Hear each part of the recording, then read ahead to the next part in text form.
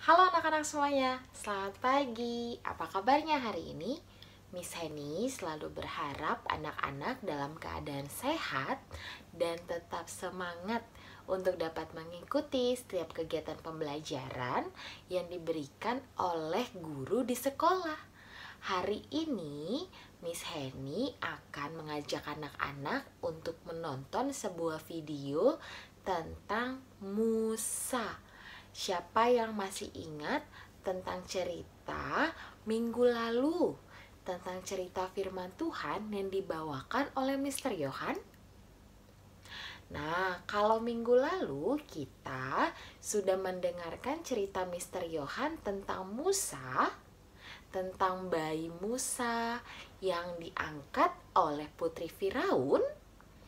Nah, hari ini Miss Henny mau ajak anak-anak untuk mendengarkan cerita saat Musa dewasa dan saat Musa diutus Tuhan. Saat Musa diutus Tuhan untuk membawa bangsa Israel keluar dari tanah Mesir. Anak-anak penasaran dengan ceritanya? Yuk sama-sama kita lihat video setelah ini. Mesir dipenuhi orang Israel. Firaun yang baru takut orang Israel akan menjadi terlalu kuat. Maka ia memperbudak mereka dengan sangat kejam.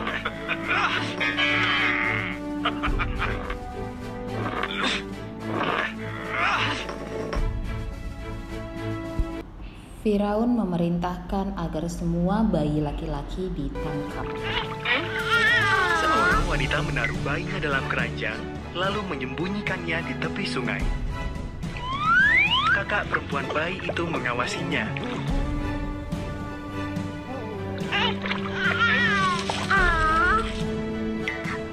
Putri Firaun sedang mandi di sungai.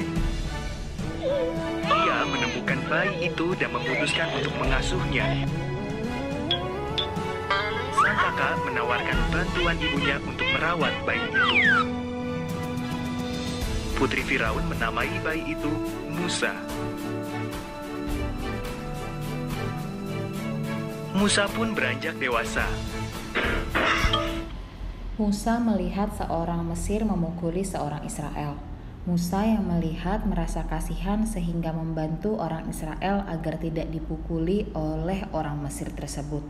Oleh karena Musa membantu orang Israel tersebut, maka Musa tidak disukai oleh orang Mesir sehingga harus melarikan diri.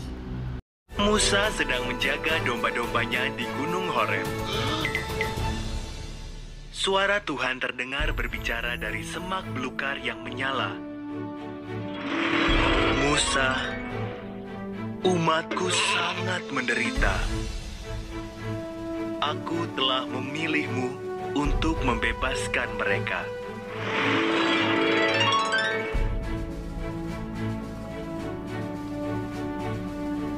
Aku tidak bisa, seru Musa. Tuhan berjanji, aku akan membantumu. Lemparkan tongkatmu itu. Musa pun melemparnya. Tongkat itu berubah menjadi ular. Ketika diambil, ular itu kembali menjadi tongkat.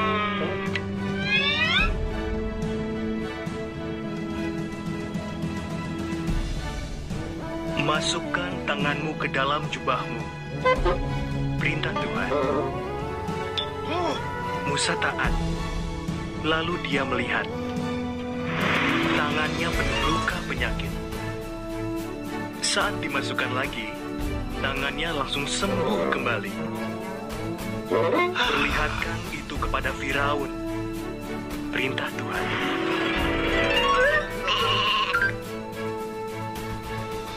Aku tak pandai berbicara, kata Musa.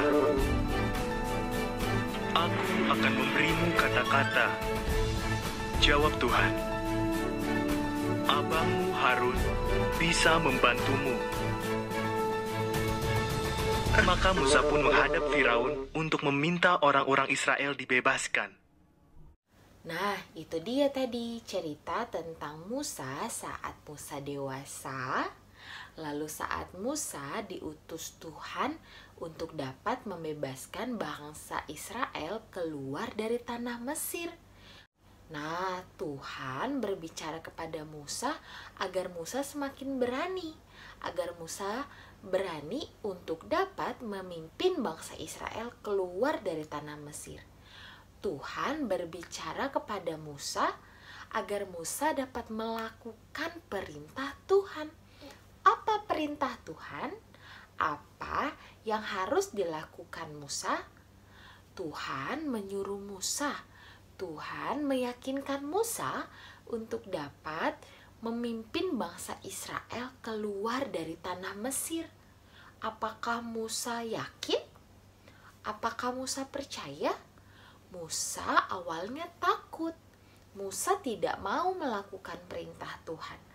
Tapi Tuhan membuktikan kalau Tuhan yakin Musa dapat melakukannya ketika Tuhan berbicara untuk mengubah tongkat menjadi ular.